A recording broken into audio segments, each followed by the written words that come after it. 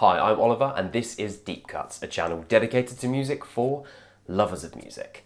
Cannot believe I am finally here again. First off, sorry for the delay. I think finishing my master's degree, starting a full-time job and promising season 2 all at the same time was just too many things. So it's taken me a lot longer to get this stuff together. Plus the fact this video itself took a long time to research. I'm talking months of reading. But we're here now. Thanks to all of you who have patiently waited for Deep Cuts to come back off hiatus. I think all of you that have been following me on Twitter and Facebook and Instagram and the words of encouragement, the messages you've all sent me, I really appreciate it, and you guys are the reason I came back to do more videos in the first place, so thank you so much. Also a quick update on the state of the Patreon. So I've decided I'm not going to open the Patreon up again. It was a lot of pressure on me to deliver a certain number of videos a certain number of times, and I just don't really have time to do that whilst I'm working full time. So if you do want to donate anything to the channel, towards equipment, towards anything, I still have my Ko-fi page, which I've linked in the description box below. So if you do want to chuck me £3 or something, then you're welcome to do so, but don't feel obliged, honestly. For many of you, this might be your first ever Deep Cuts video, or fresh Deep Cuts video if you've subscribed in the last year. So welcome, this is new content. This is what new content looks like. Shocking for me as well. I think I'm probably effed in the head for even trying to do this guide. A guide to Miles Davis, probably the most influential jazz musician on the face of this dirty little planet. One of the most influential musicians of all time. Not hyperbole, that's just the case. I've spent the last 6 months reading Miles Davis books, guides to his music, information on the records, listening to everything he's put out, all of the live albums, all of the early recordings. I mean, there is so much here, and it's taken me a really long time to put all that into a guide. So this is part 1, and part 2 will be coming in 3 or 4 weeks after we've done sort of a 5 albums video, album of the year, album of the decade, all that kind of stuff you expect from me at this time of the year. So this is going to go up to Kind of Blue. So we're going to start with his birth and go all the way up to Kind of Blue, and then we'll go on part 2 will be Sketches of Spain all the way to his death. Obviously I haven't included every single bit of information on his life, because how are you supposed to do that in 2 hour-long guides? So I would recommend, if you want to read further, read Ian Carr's biography on Miles Davis. I got so much of my information from there, and he really helped me discover who Miles is as a person and how he progresses as a musician. Check out Miles' own autobiography, because you get so many great quotes. I mean, I'm going to pepper this guide with some of his quotes, including the number of times he uses the word motherfucker, which is a lot of times. And also anything written by Ted Giola. He's done a history of jazz book, which is absolutely fantastic. All of these books are actually behind me, incidentally. I'm not going to move them because, they're very carefully placed. But yeah, if you want to get much more in-depth to this stuff, I really do recommend you reading those books. I'm also not going to talk about every single release like I do on some of these guides, simply because there are so many. There are so many live albums. I've talked about pretty much all of the studio records and a number of the most important live releases, but obviously not everything is in this guide. If you got here and you don't know who Miles Davis is, I'm not sure what rock you've been living under, because every single person has at least heard this name, I'm sure. He's a trumpet player with a style that explodes with pathos and expression. He's a band leader who understood the power of the ensemble and didn't allow his own immeasurable talents to get in the way of what the sound of the band was, and that's so important to him, and we'll go into that in a little bit more detail as we reach the releases that really push that to the fore. Once I do something, it's over, and I have a strong urge to do something else. And when I'm doing something else, I forget about what I've done. I've been like that through the years. A fearless innovator. Just because you've listened to Kind of Blue and Bitches Brew, don't think you know this artist. There is so much more to him, and I'm going to hopefully show you that over these next 2 guides. We'll be jumping from bebop to cool jazz to hard bop to the fusion of the 70s to the kind of pop-flecked 80s stuff that he did, which often gets overlooked. I often use the phrase treasure trove to describe these discographies, but this truly is a treasure trove. I mean, there's so much here, so let's just get into it. Despite his supreme extraterrestrial talent, surprisingly, Miles was born a normal human baby boy, as Miles Dewey Davis III on the 26th of May 1926 in Alton, Illinois. He was born into a wealthy family. They were quids in, they had estates, they had horses. His father was called Miles Davis II, his father before that, Miles Davis. It's a very aristocratic thing to do, isn't it? But they were very well to do, and they had money, good connections, all that sort of stuff. Miles's father called Miles a keen horse rider, rider. If he was ever thrown, he'd remount immediately and master his mount. Maybe it's too poetic to make a connection there with the way that he approached music, but he certainly wasn't someone who gave up. Someone who worked really hard to achieve what he wanted to. He grew up with a kind of musical censorship in so many ways, and that might be a surprising thing for you to hear. His parents would listen to a lot of Western music, Western classical music, described by biographer Ian Carr as genteel. And that style was very much what Miles was listening to at a very young age before he started hearing the kind of things that would truly push him in the direction that he was going musically. But even though there was this musical censorship happening, there was a musical history bubbling underneath his family. So one day he came home and his mum was playing this funky piano motif because she was taught by her grandmother who played the organ. So there was like a bluesy history to this family, which was maybe being covered up by Miles's parents. Early age trips to Arkansas gave Miles this taste for blues, gospel and rootsy music. His mum did eventually buy him Art Tatum and Duke Ellington records, and you can start to see where these influences are coming in. You can only imagine how these early experiences gave him this flavour of what he wanted to experience, or perhaps what he wanted to create in the future. Then, at the age of 9, Miles was given a trumpet by a doctor named Eubank. Now this is the focal point. This is the point where history could have been entirely different if he was never given that trumpet. It defines the life of this incredible band leader, this jazz and music maverick. Miles began learning trumpet at school, and it seems like he picked it up very quickly, much quicker than the other children. He was learning chromatic scales very quickly. He was learning to hold notes. Two of these things are obviously important if you're going to be a seasoned jazz player. His father once accused school music competitions of being racist. He was always the best, but the blue-eyed boys always won first and second prizes. Miles had always to settle for third. The officials, Miles and everybody knew that he should have had the first prize. One of Miles's first memories, he said he's being chased down the road by white children shouting the N-word at him. So you know, there's a lot of racial politics in that, and an anger of injustice which Miles's father felt, and Miles very much brings forward in the way he talks about race relations in his later days. It's a horrible but a clear example of the racism rife in the 1930s. It probably hurt him, but later on Miles was doing these things that none of these kids could have even dreamed of, not even that further on from the point we're talking about winning competitions at school. He was playing these jazz clubs with his teacher Clark Terry and these other jazz musicians who were pretty impressed by this young talent on the trumpet. A little aside about St. Louis, it's considered a pretty special place geographically for the birth of a very specific type of sound. The gigging tended to be pretty crazy because if you were traveling up the country from New Orleans to Chicago, then you're probably going to stop in St. Louis. Vice versa, if you're traveling from Chicago down to New Orleans, you're going to stop in St. Louis. So it became this melting pot of styles for all these different musicians. It sounds like it was a pretty amazing place to check out this birth and genesis of different types of music in the 30s and 40s. Ragtime was already a big part of the city, but now we have this new type of sound. For those not aware, ragtime is pretty much the ancestor of the jazz sound. Look up the king of ragtime, Scott Joplin, for an example of that. Well, alongside all of this captivating music, you had this very unique trumpet sound, clear, bold, expressive, and it was being played by local legends like Bobby Danzig, who Miles described as a crazy motherfucker, or his teacher Clark Terry, who he described as a bad motherfucker, or even the Levi Madison, who he describes as, I think, the baddest motherfucker. If you read his autobiography, you come to realise that pretty much everyone is described as a motherfucker in one way or another, and thanks to him, this video will probably now be demonetised.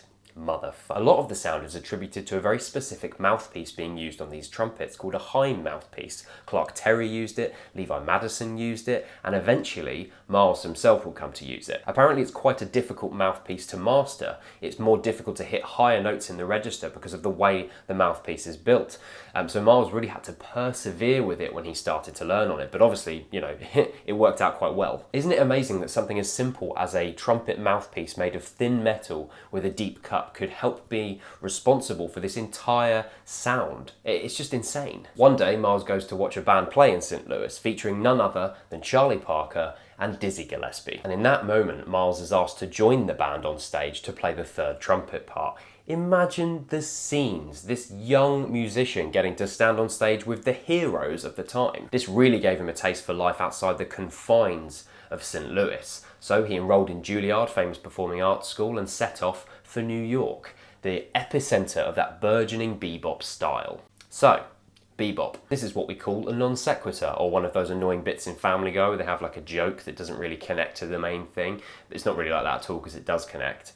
I'm just going to talk about bebop. Bebop is crucial. You really need to understand what it is before you jump into really any post-1945 jazz, and especially Miles's discography. This was a revolution in style, ramping up the melodic style of earlier jazz music and speeding the hell up, multiplying chord changes, intensifying rhythmic sequences. You've got accents flung all over the place, polyrhythms skittering across melodies, and sometimes making the melody the least important part of the music. Snappy solos. Not as danceable, and it means that there was a bit of a backlash to the bebop sound. A lot of people didn't really vibe with it, including, and you might not expect this, Louis Armstrong.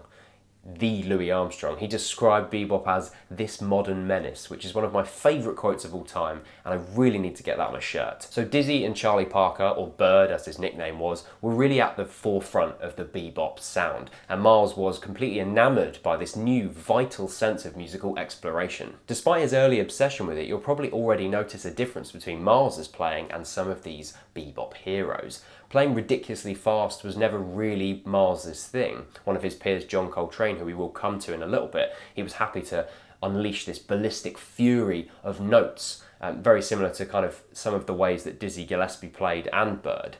But Miles never did that. His playing was very expressive. He would hold a lot of his notes. He had a patience. He knew when to keep hold of a note and when to drop a note. And that comes to really be a focal point of his playing throughout his career. He understood the value of patience. I want you to remember that as we go through this discography because I think it's important. Again, the use of polyrhythms and accents in the bebop sound are not particularly a Western style. It's much more from the African style of making music, and this again might be why there were some detractors initially. People like Louis Armstrong just didn't feel like they maybe understood it. It didn't have the conventional sound, conventional motifs and techniques to this music. It was in some ways otherworldly for people who hadn't stepped outside of that Western musical canon. But people did soon become enamoured by it because it was playing in these really cool bars bursting out of New York. And people started to understand and appreciate this sound. And that's history, really. Players like Kenny Clarke, Thelonious Monk and Dizzy Gillespie are playing places like Minton's Playhouse in Harlem, really pushing these new expressive ideas. Then we have Charlie playing in smaller groups with Dizzy Gillespie too, who, in a convenient segue, which may have been planned, ends up living with Miles in New York. Miles came to New York and apparently spent weeks looking for Bird in bars across the city because he wanted to learn from him. He'd been pretty enamoured by what he'd heard in St. Louis and getting to play alongside these guys. And he was living off of his family's allowance that he was being given, so he was pretty well off living in this city even as a young man. And these influences were everything to Miles. You know, through Charlie Parker he met Thelonious Monk, you know, one of the greatest jazz musicians of all time. Listen to Brilliant Corners if you really want a taste of that. Dizzy also put him onto Freddie Webster, another trumpeter who Miles cites as a big influence. So in April of 1945, a student who is enrolled at a music school but basically isn't turning up at any point, isn't getting much out of it, and is spending all of his time practicing and playing live with other jazz musicians, we have the first appearance of Miles Davis on a recording. He doesn't solo, and he says he was pretty nervous, which I guess is not much of a surprise, but plays the trumpet part on a Herbie Fields quintet featuring Rubber Legs Williams on vocals. I've thrown a link in the description if you want to take a listen. During this time, Miles drops out of Juilliard, hardly surprising really, bearing in mind all of the musical experiences he's getting outside of that, and then he ends up recording with people like Charlie Parker, the brilliant drummer Max Roach, among countless others. And in November of 1945, we have what's considered one of the first definitive recordings of bebop, the Savoy Sessions, featuring Charlie Parker, Max Roach et al. Dizzy Gillespie plays piano, and Miles got the opportunity to play alongside these legends on a recording. He was once again pretty nervous though. I wasn't going to get out there and embarrass myself. Check out the solo on track Now's the Time, link in the description. It's also on the Spotify playlist I've done. It's not the confident Miles you expect, which again, I guess on his first few recordings you wouldn't imagine that he would be that confident. But if you compare this to a couple of albums' time, or even the classics, The Kind of Blues, The Sketches of Spain, The Bitches Brew, it doesn't sound like the same player. Nevertheless, a great track and one you should definitely listen to. I'm going to skip through a few bits here because I don't want to mention every one of these earlier recordings, and I have spent quite a lot of time on his musical genesis, but I think that's important to get an idea of who he was as a musician earlier on. because then seeing his progression, seeing me talk about his progression will hopefully make a lot more sense, and you'll see how this kind of monolithic figure in music came to be. He's a fascinating person, honestly. It was a turbulent time. Miles, like Bird himself, became addicted to heroin. It's a sad story that's replicated across so many of the jazz greats of this period. Unfortunately, it sort of ripped through the bebop scene and the jazz scene, so many of these young players becoming just victims of this really nasty drug. Miles moved across to LA for a stint of performances. When he came back, he did play with Charlie Parker a few times, but he was trying to distance himself away from him a little bit. So he started playing with people he hadn't played with before, such as Sonny Rollins, John Coltrane, Oscar Pettiford, and Gil Evans. Gil is an important influence. At 22 years old, Miles was so impressed by what Gil was doing, really separate to the improvisers that Miles was being influenced by at this stage. You know, Gil was doing a lot of compositional things, a lot of writing this stuff down. Also, Gil knew exactly how to pare down music, so you only had the components you really needed. It wasn't about overstuffing the mix and the sound. And that's something that really rubs off on Miles, and you can hear it in some of those recordings in the late 1940s. Also, his use of orchestral instruments, which leads us to a very important record, Birth of the Cool. Now hold on, I hear some of you ask, maybe, wasn't Birth of the Cool released as a compilation in 1957? Yes, it was. But these recording sessions happened in 1949 and 1950, and they were released as 78s at the time. So you only heard this all together as one thing when it was released as a compilation in 57. I think as a way of working through this discography, it makes sense just to check out The Birth of the Cool to hear some of these early Miles Davis recordings, rather than hunting down for old 78 rips on YouTube. I just don't think you're going to get much out of that. These sessions were recorded by a nonette, which is a group of 9 musicians, and it already marks this moving away from the style of bebop. Miles wasn't the only musician whose talents were outgrowing the conventions that genre had sort of pushed, and they were thinking of new ways of stepping outside the box, because bebop was no longer this really intense, brand new style of music. The nonette, with the arrangements from Gil Evans, which was more classical and orchestral, it focused more on melodic soloing, more so than bebop. It had things like a tuba soloing rather than a tenor sax. You wouldn't normally see a tuba anywhere near a modern jazz bebop group. Miles, on Birth of the Cool, in his autobiography, bebop didn't have the humanity of Duke Ellington. It didn't even have that recognisable thing. Bird and Diz were great, fantastic, challenging, but they weren't sweet. But Birth of the Cool was different because you could also hear everything and hum it also. Oh yeah, in September of 1948, the nonette opened for Count Basie in New York. Imagine that. I wish I had a time machine. So if you think of Gil Evans' background and the fact that Miles wanted to, throughout these sessions, create music almost like a choral group, use the instruments for their voices, create lilting motifs that you could hum, that will set you off really well for listening to this music. It's a beauty, one which was called Not Jazz when it was released, bell end critic, but it has gone down as being one of the defining pinpoint moments in the history of Western music. To be fair though, it is very different, and I can kind of see where the critic was coming from. If you look at the journey and the drama of Evans' arrangement on the 3rd track, Moon Dreams, for example, has these gorgeous deep harmonies and this stepwise dissonance happening across all of the instruments. It doesn't really sound like jazz, or certainly nothing like jazz up to this point, but it never loses that sense of musical voice, which was so integral to Miles for this recording. This is exactly what he wanted to achieve with this. Whereas a track like Boplicity, which was composed under Miles's mother's name, I think that was for a rights issue, I can't exactly remember, it has this great laid back swing to it, like a really nice example of cool jazz. So already you're looking at Moon Dreams, Boplicity, 2 quite different arrangements, really pushing the boat out on what jazz music could be. Cool jazz itself was basically a push back from the hard edge of bebop, the flurried intensities of Charlie Parker et al. Also elements of classical music would sneak in, and again, if you listen to Birth of the Cool, even give it a cursory listen, it's going to be hard to ignore that. And with that, this early on in his career, Miles releases something which kicks out against the conventions of the jazz scene, and puts him apart from other musicians and other performers, other creators of the era. Quick note, if you seek out the complete Birth of the Cool recordings when you want to listen to this, it includes a live set from the Royal Rooster in New York in 1948. Now on this, there's a track called Si Vous Plaît, which is French. I didn't know that, so you learn something on these videos. The genius of drummer Max Roach really does, I mean, it's just insane on this track. When I first heard this, I thought, I wish I had been there to see Max Roach play. The recordings are really rough, not particularly good quality, but wow, it really gives you a sense of what he sounded like as a performer. Obviously everyone else on there is great as well, but as someone who used to drum quite a lot, it's just that performance from Max Roach.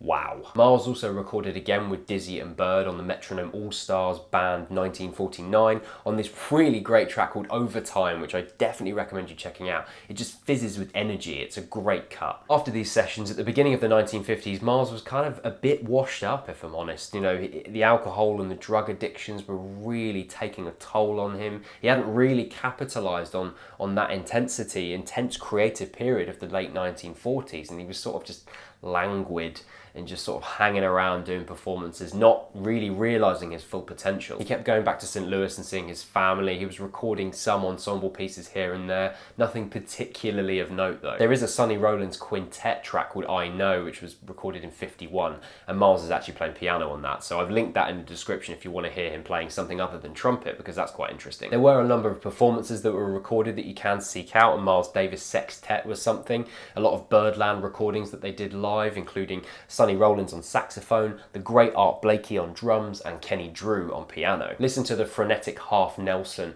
It's a great track that actually ended up on the album Workin' years later, but I think it's far better here in its more raggedy live form. Just before kicking his drug habit, Miles went down to California with the brilliant Charles Mingus. Haven't heard of him? You bloody should have. And Max Roach, and he did some sessions and some live performances with them as part of the Lighthouse All Stars, which was released in 1953. Here we have the meeting of Miles and Chet Baker, another trumpeter who is incredibly important in the history of cool jazz, and if he's not on your radar, he should be. What I love is the smoky atmosphere hinted at on these recordings. You can hear the distant chatter of people watching the performances as they happen, and it really brings the period into sort of stark technicolor as you listen to it. It feels as if you're there, as all great live recordings should. Then, Miles went cold turkey. It was like having a bad flu, only worse. I lay in a cold sweat. My nose and eyes ran. I threw up everything I tried to eat. My pores opened up and I smelled like chicken soup. Then it was over. Big yikes. So now he'd stopped being a complete state. It was time to get back on the horse and release arguably one of the greatest ever strings of recordings in the history of ever. This is where doing a traditional deep cuts video gets quite difficult, these guides, because some of these tracks turn up multiple times, or certain albums were released much later than they were recorded, so you'll have to bear with me a little bit. Hopefully I've road marked everything so it makes sense. A lot of recordings also end up on multiple releases. Sometimes the labels even released albums posthumously and changed the titles. Bastards, making my life so much more confusing. So one track I want to talk about is Blue Haze from the '56 compilation of the same name, actually recorded in '54.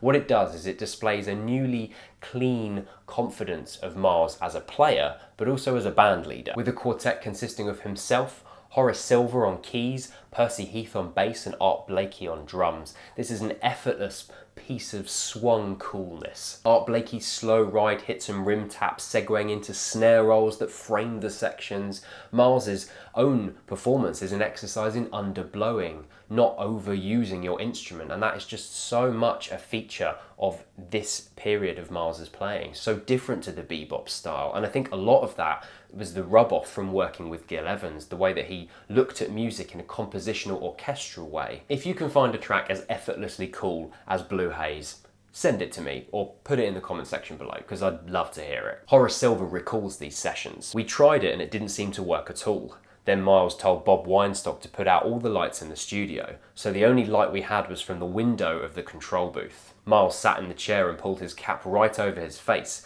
and he also took his shoes off. Then he beat it in at just the right tempo, and the whole thing happened perfectly. Miles uses bent notes, slurs, and smears with all of the confidence and energy of someone who has spent all their life up until this point mastering the craft of one specific instrument. Glossary time. Smear, a rough, often loud slide away from a tone. Slur, playing two or more notes without a pause between them. Bent notes, also referred to as blue notes, where as a way of expressing the music you bend the pitch of the note up or down, usually a semitone or so. Hope that was useful. Now signed to the influential Prestige Records, Miles was in the studio a hell of a lot over the next very important years. I underlined important there. 1954's Miles Davis quartet recordings can be found on that Blue Haze compilation that I was just talking about. It's a couple of really great tracks on there, like That Old Devil Moon or When Lights Are Low. Just to prove the rounded musicianship of Miles, that same year Prestige released the Miles Davis All Stars Sextet, which included two important tracks, Walk-In and Blue and Boogie. Best way to describe this release? In Miles's words, that record was a motherfucker, man. Sure. He wanted a big sound, so he added J.J. Thompson on trombone. We had Lucky Thompson on tenor sax, but then you also have Horace and Percy on piano and bass respectively, and then Kenny Clarke rounding everything off on drums. It brings back some of the improvisational importance from bebop that was kind of moved away from a little bit on Birth of the Cool, but really these two tracks are properly working with this funky blues idea that Miles really wanted to portray. Together, Percy and Kenny really get that going in the bass and the percussion. This thing just grooves so hard. Apparently Miles liked Kenny Clarke's playing because he had a subtlety that Art Blakey didn't really have. You can hear the nuances on tracks like Walkin' and Blue and Boogie, and it is a couple of really great performances from him. Both of these tracks appear on the 57 record Walk-In, which includes another crucial track that we have to talk about called Solar, and it's important because it's the first time Miles ever uses the Harmon mute on a recording, something which would push his expressive performance up a notch and make him even more recognisable. To give you an idea of the importance of Solar to Miles as a musician, the first two measures of this track are actually inscribed on his tombstone.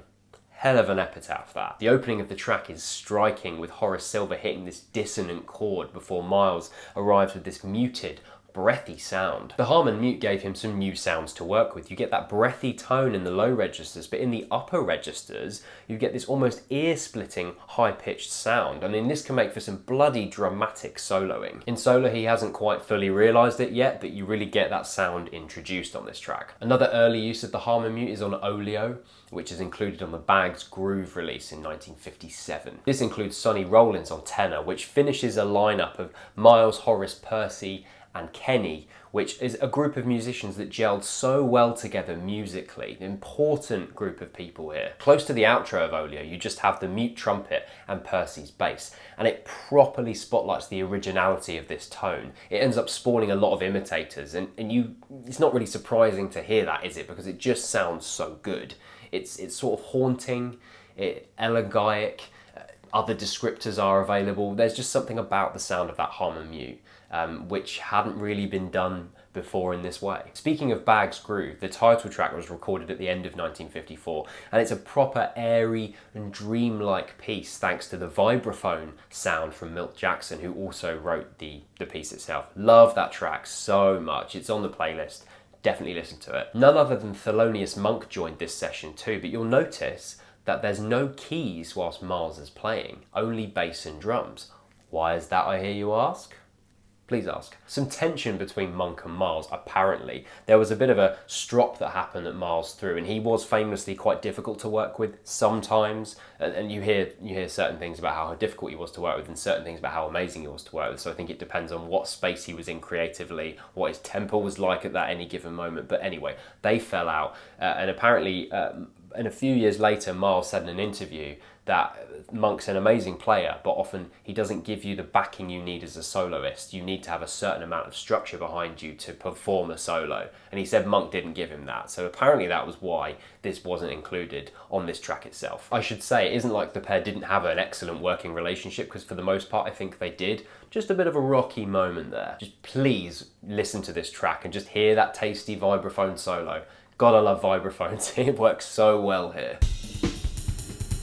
Even though Miles was gaining some recognition at this point, he was still feeling as if people were looking on him as an unreliable junkie. I mean, it's bound to happen, isn't it, if you do end up becoming an addict in those early years and you don't end up being quite as reliable as you were before. But he was working steadily in the studio and trying to rectify that, working live, getting all of these creative juices flowing and working with all these different musicians. The Musings of Miles was released in 1955, and it has a lot to answer for, especially due to its lineup. We have Red Garland on piano, Oscar Pettiford on bass, and Philly Joe Jones on drums. Miles really liked Red Garland because at the time Miles was very influenced by another pianist called Ahmad Jamal. So many great records to listen to from that player, and you should check that out as an aside from all of the stuff here that I'm asking you to listen to. But basically, Miles asked Red to play like Jamal. He was into boxing and had that light touch that I wanted on piano. Red knew I liked Ahmad Jamal, and that was the type of piano player I was looking for, and so I asked him to give me Ahmad's sound, because Red played his best when he played like that. This was another record put down on tape at Rudy Van Gelder's home studio in Hackensack, New Jersey. We don't really have time to break into the mastery of Rudy Van Gelder's recording techniques for now. There's just too much else to talk about in this guide, but he was very innovative, and one of the things he used was a German Neumann U47 microphone, one of the first times it was really used in Western music. And it really introduced more clarity to recordings, but also to Miles's sound. If you listen back again to that recording of Solar, it really does just cut through everything. And arguably a lot of that is down to that recording technique and Gelder understanding what needed to come out of this recording to really harness the sound that Miles was going for here. Its clarity, its expression, and he was a very important figure in the recording of music in the mid-20th century. Not a particularly amazing release in of itself, other than the fact the lineup's going to be really important. A Night in Tunisia is fantastic though. Oscar Pettiford's mischievous bass line has more than a hint of menace in it, and you can really hear that light touch of Red Garland's fingers on the piano on this. It's an excellent track in what I would say is a fairly forgettable LP, one that I haven't really returned to that many times in this massive discography. So 1955 is an incredibly important year for the jazz trumpeter because he was asked to join the Newport Jazz Festival. Very important place in the harnessing the talent around America for jazz and beyond America as well. But he was invited to play alongside people like Count Basie, Louis Armstrong, Dave Brubeck, Jerry Mulligan, and countless others. This was seen as his comeback performance in many ways, finally shrugging off the shackles of addiction and performance inconsistency to blow the crowd away, which is exactly what he did. Miles joins the all-star band on stage, which includes Thelonious Monk, Percy Heath and Zoot Sims. You have Jerry Mulligan and Connie Kay. So they play Now's the Time, this standard now that people respect, and we heard it way back, we were talking about that right at the beginning of Miles's recording experiences, and then a track called Round Midnight, which is Monk's track. This is a track that Thelonious Monk wrote. So what Miles does is he whips out the Harmon mute during this track and drives the crowd insane. I got a standing ovation. When I got off the bandstand, everyone was looking at me like I was a king or something. People were running up to me offering me record deals. Yeah, no shit you were being offered record deals. It's a gorgeous track that really puts the duality of piano and trumpet to the fore. Romantic, lilting, Monk's assertive chords sculpt the mood behind that beautiful muted trumpet. Seems like you were getting the support from Monk this time, Miles. I've included a link in the description to the bootleg of this track, and it's also on the playlist on Spotify as well. It's really worth a listen. Just listen to the crowd go wild at the end of this track. So one of the deals that Miles was offered was from Columbia, you know, the legendary Columbia Records. And then this begins a strange set of years where Miles was signed to Prestige and recording and releasing material, but at the same time he's recording stuff in the studio for Columbia. But more important than that, the musicians that Miles surrounded himself with, the band that he created for this time, came to be known as the First Great Quintet. And this quintet are going to be responsible for some of the most important jazz recordings of all time. The music we were playing together was just unbelievable. It was so bad that it used to send chills through me at night, and it did the same thing to the audiences too. Man, the shit we were playing in a short time was scary. So scary that I used to pinch myself to see if I was really there. Oh boy, this ain't no hyperbole. Seriously. He's just said it and he was right. That lineup is Red Garland on piano, Paul Chambers on bass, and Philly Joe Jones on drums, and a little saxophonist known as John Coltrane. I love this story. It was originally meant to be Sonny Rollins as part of the quintet, but he had to go and get in recovery for his heroin addiction.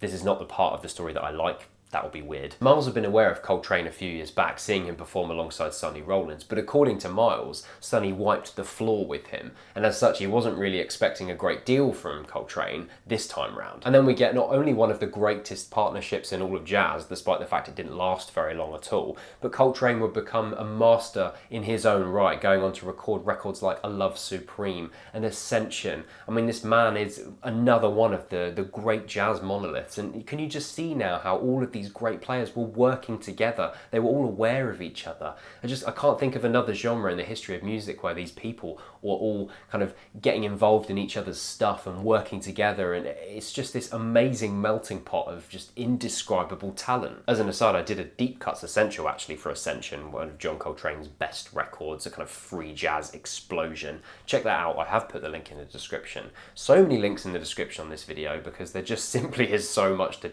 talk about and check out. This quintet worked bloody hard between 1955 and 1956. In order to relieve his contract of prestige, he had to release a number of albums so he could commit full-time to Columbia. So we get this string of records: Cookin', Relaxin', Workin', and Steamin'. Opening track of Relaxin', My Funny Valentine, is actually a cover of a 1937 show tune by Richard Rodgers. Has a gorgeous lyrical trumpet solo from Miles, and you have that lightness of Red Garland's piano playing. Workin's second track is the song 4. Now most of you will recognise this because this is one of the jazz standards. I mean, almost every single artist has played this, from people like Keith Jarrett to Chet Baker. It gets played by high school jazz bands. I mean, this song is ubiquitous. Check it out and you'll definitely hear that straight away. Be like, yeah, I definitely recognise that. It's also a track that brilliantly frames the dual power of Miles's horn and Coltrane's sax. And there's a lovely interplay here in the different timbres of the sounds, the style of the sounds of the different instruments, and the way that they master those in separate ways. These two solos just work off of one another, and I think it's a really great example of what these two can do. Obviously, we're going to get to tracks that illustrate that in an even more intense way, but this is a great place to also see it. Surrey with the Fringe on top opens the Steamin' record, and it's another Richard Rodgers show tune cover, this time from the musical Oklahoma. And I think it's interesting to point out at this point that he's getting his some of his style and ideas from places like performance, show tunes, musicals. He wasn't a snobby artist. He wasn't going, well, I'm only going to look at bebop, or he was happy to kind of almost crate dig in these different genres and styles. And I don't think he'd be the kind of transformative artist that he was, and you will see throughout his discography, if he was snobby like that. Salt Peanuts from the same record is a bit of a throwback, furious bebop tune, originally played by Dizzy Gillespie, but it also has its roots in a Glenn Miller big band song from the 1940s. Also check out the Firebrand drumming from Philly Joe Jones on this track. He's doing this paradiddle pattern on the ride cymbal. It's so good. These 4 records were laid down in just 2 sessions. I mean, that is incredibly prolific playing. I don't know how the hell they got so much done in such a short space of time, but it certainly does prove how well this band worked together as a unit. So at the same time, the quintet begin recording for Columbia, and we get Round About Midnight, named after that performance at Newport, which had people in rapturous applause. It put Miles on the map even more, and it was the performance that got him the deal with Columbia, so it makes sense for that to be the first title of release from Columbia Records. Now, some say this record is inferior to the prestige records, the Workin', Relaxin', Steamin', Cookin'. I disagree, but it might be because I was exposed to this album early on, and I only came to the Workin', Cookin', Relaxin', Steamin' records a bit later. But honestly, I think this is a fantastic album. The recording of Round Midnight feels almost painfully intimate, with that trumpet wholly commanding the opening few minutes. And when the band finally comes in fully with those unison stabs, it's just glorious. And something which is pretty well documented through these prolific quintet recording sessions is the ability each soloist has of completely changing the mood and the atmosphere of that song. It feels like you're really going on a journey with these musicians because each one is so capable of commanding their craft, their performance. Take Bye Bye Blackbird, for example. Miles' opening Harmon mute solo is introspective and pretty blue. When Coltrane jumps in, things get so much more intense and agitated, these flurries of notes that he's cramming into every bar. Some have commented on how it seems as if Coltrane has got so much to say, he just wants to fit it all in, and that's why his playing can be so fast. And I think that's a lovely way of looking at his expressive, emotive playing. Very different to Miles, but they complement each other so well. When we reach Red Garland's piano solo on this track, an almost lounge jazz aesthetic is brought to the table, and all that tension that was built up kind of melts away with that final coda from Miles. It's an outstanding track. These 5 records were so influential on jazz players of the time. They took some of those tropes and conventions of bebop and they gave it more depth. I suppose you could say that they updated it. Miles got burned out from so many recording sessions though, and it's not really surprising, is it, when he's doing so much all the time. Tensions ran high with Coltrane, and Coltrane left the band briefly. He was kind of given an ultimatum: you either need to get clean or you need to get out, because he also had a really awful heroin addiction. So he left, and also apparently Red Garland got pretty pissed off and he decided to leave as well. Again, you might be getting the fact that Miles Davis is quite a difficult person to work with, and you'd be generally correct, other than a handful of really amazing partnerships. Is a constantly rotating cast of musicians throughout his discography, and some say that's because he was very hot-headed. He knew exactly what he wanted, and that could piss a lot of other musicians off. But you can see that the output that comes from that kind of creative control doesn't mean that he didn't lose some friends in the process and piss a few musicians off though. You don't want to get on the wrong side of him, basically, is what I've garnered from everything I've read about him. So all burned out, it was time for a new challenge. Enter Gil Evans, stage left. They worked together, of course, on Birth of the Cool sessions, which I was talking about earlier, and Gil brought his orchestral, classically trained ear and hand to what Miles was doing. Here again, they were writing and recording together, and we get Miles Ahead, released in 1957. In every way, a masterpiece, perhaps the first absolute masterpiece in the Miles Davis discography. This is a record that Dizzy Gillespie loved so much that he had to return to Miles a week later and ask for a new copy because he'd worn it out so much. I mean, you can't really get much better than that, can you? He told me it was the greatest. Man, that was one of the greatest compliments I'd ever had, for someone like Dizzy to say that about something I've done. The Miles of Miles Ahead is very different from the previous 5 bebop-oriented records. Seriously lush orchestration defines this release. It's 37 minutes long. You have 16 players. This is essentially a suite. Miles plays the flugelhorn as well. He plays throughout, so there's no trumpet on this, no trumpet soloing, which might come as a shock to some of you who are coming here to look at a prolific trumpet player's discography. It's flugelhorn throughout, which offers a different kind of timbre, a different style to this kind of orchestral suite. Miles is the sole soloist throughout the entire suite, so the rest of the band is bubbling underneath him.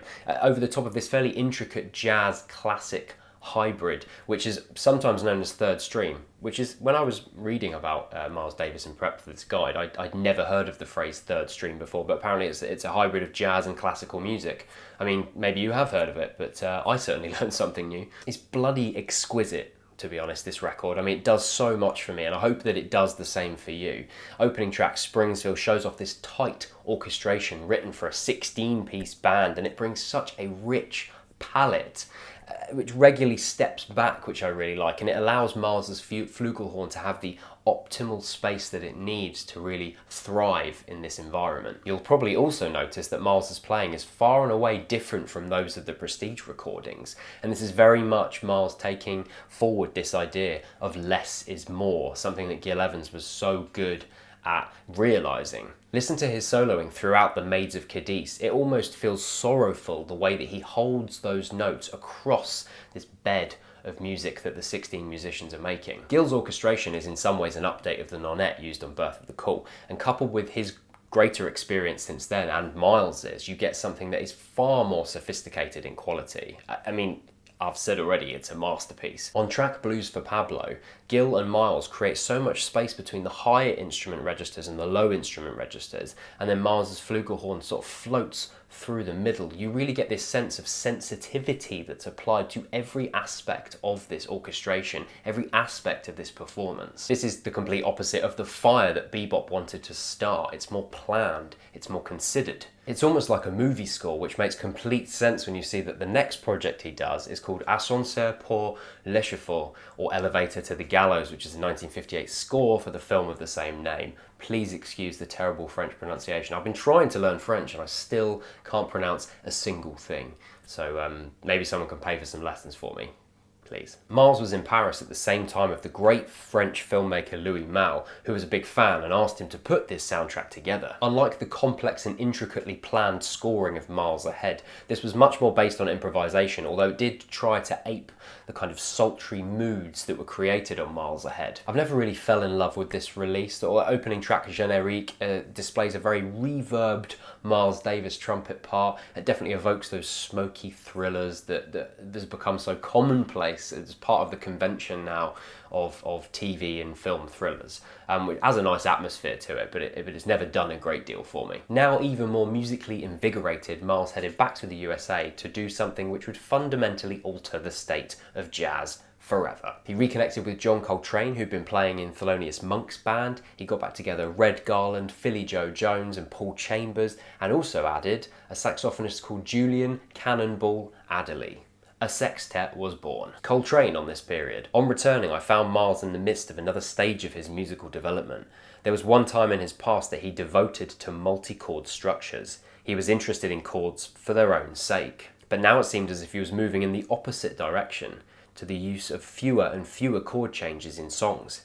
He used tunes with free-flowing lines and chordal directions. This is so important because Miles and his bands were playing so far away now from the conventions and restrictions of bebop, it was taking a step back and just allowing these compositions to live and breathe. A great example of this is Milestones, released in 1958, recorded over 2 days, and the first true example of this sextet playing together. And it's an increasingly impressive record the more time you take with it. Miles really wanted to push the trio of horns to the fore on this record. You can definitely hear that. He's understood the power of having 3 horns in a small band setup. The contrast in timbres and approaches is something he would take even further before the decade is out, but you can really hear it here on opening track Dr. Jekyll. The firebrand phrase that opens this finds the trumpet playing over the top of a Cannonball and Coltrane unison harmony underneath. The speed is breakneck, propelled by Paul Chambers' flighty bass lines and Philly Joe Jones really swinging. It's disgusting in the best way, really harnessing this agitated fervour. By contrast, Sid's Ahead demonstrates the power of travelling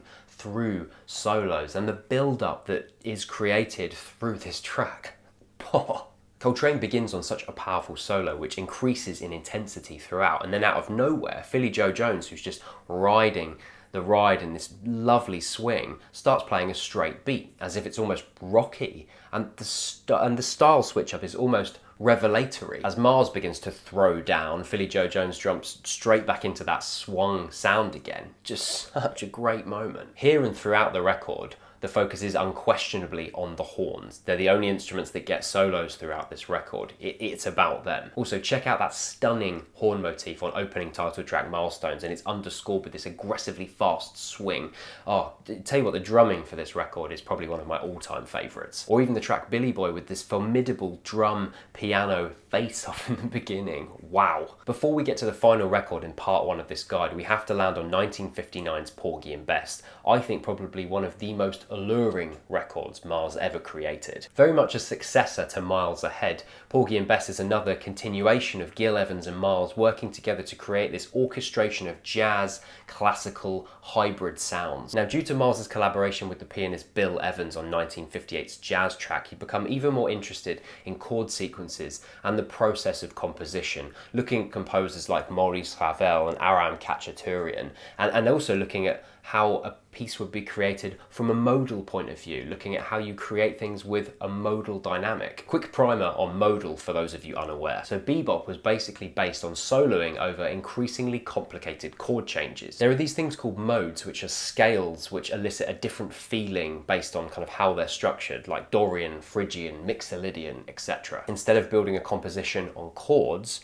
you build them on modes instead. As a process, Miles was very interested in this idea, and it's used throughout 59's Porgy and Bess. The original Porgy and Bess is George Gershwin's 1935 musical, and this recording was put down over 4 sessions in 1958, released in 1959. Miles decided against having Cannonball Adderley and John Coltrane as part of this band. Despite the success in harnessing their talents on Milestones, he felt as if everything had to be very straight and serve only the composition itself for Porgy and Bess, and felt that their stark originality would undermine the compositional aspect of this record. So basically they just weren't part of this. This album is essential. Lush, swooning orchestrations dominate every single track. Miles's solos brim with passion and sadness. The entire orchestra comes together perfectly. It's mind-boggling to me that this was put down in only 4 sessions. It's difficult to pick out a highlight here because it all really is a highlight. You've got the cacophony of horns and crash cymbals on opening track Buzzard Song. Miles' solo on Old Bess Where's My Bess is about the most tender a ballad as you'll ever hear, and those meandering tubas, oh my good God. Or Gone, the big band smash which sees Jones throwing down some really intense solos, which is then followed by Gone, Gone, Gone, which takes the motif of Gone, but it makes it funereal in tone, and that's just a great moment in the record there. It really dials everything back, becomes introspective, reflective. Just go and listen to this, please. The emotional power of this. God damn it. And with that, we land on 1959's Kind of Blue, the most well-known jazz record of all time. Weirdly, this is the first album I ever talked about on this channel. Here's an awkward excerpt of me nervous as hell talking to a camera back in my room in June 2016. This is probably the quintessential jazz album. Everyone and your nan's got this album. Literally every single person you could possibly imagine has this somewhere in their house. It's unlikely there'll be many of you who haven't heard this record at some point in their lives. It sold 4 million copies by 2009 and it was steadily selling 5,000 a week not too long ago. I mean, those numbers are pretty insane. And now with access to streaming services, if you're a fan of music and you're looking up best albums of all time, this is going to come up constantly. So I'm sure most of you are aware of this in some form or another. Kind of Blue took those modal experiments and developed them fully. Each track on this album is based on a mode, with the band working around it. Sometimes each track on this album has been referred to as a modal sketch. This is the furthest Miles had ever been away from bebop, and it marks a firm line in the sand with what bebop sounded like and what modal jazz could achieve. Lyrical, impressionistic music, Miles wanted to evoke the feeling he had as a child walking past churches in Arkansas, hearing the gospel music flooding out of the doors. This quote is insane. Everything was a first take, which indicates the level everyone was playing on. It was beautiful. First take for one of the most important albums to have ever existed. How is that even possible? Speaking of the band, we have a slight modification to the Sextet. So we still have Cannonball Adderley and John Coltrane on horns. We still have Paul Chambers on double bass, but Philly Joe Jones, gone, replaced by Jimmy Cobb, and Red Garland, replaced by the great Bill Evans. Miles brought in these modal sketches to the studio, and all the musicians had to play within these restrictions or confines that Miles had set out. And this restriction, it anchors the mood of each piece and stops musicians from ricocheting off into the usual sort of bebop improvisational soup. It means that the tone of this album from start to finish is retained, that laid back mood is always there. And this is why this record is considered such a masterpiece, because the mood that it establishes is second to none. Play anyone So What and I'm pretty sure they will recognise that Paul Chambers double bass line. Like, everyone knows that. The result of using this modal system means each track gradually shifts, but instead of shifting instrument by instrument, the entire track and every single sound within it shifts together in situ, completely in step with one another. It's a legitimate marvel that 6 people, all with different brains, could come together to create something that's so singularly exquisite, and also in one take. Speaking of all blues, the quiet agitation in Bill Evans' piano part is such a subtle way of building intrigue for the horns to work over this shimmering piano sound. And then you have Miles's Harmon muted horn, which it builds this melancholic world that you just want to get lost in over and over again, and it never tires. Masterpiece. Obviously, you don't need me to tell you that.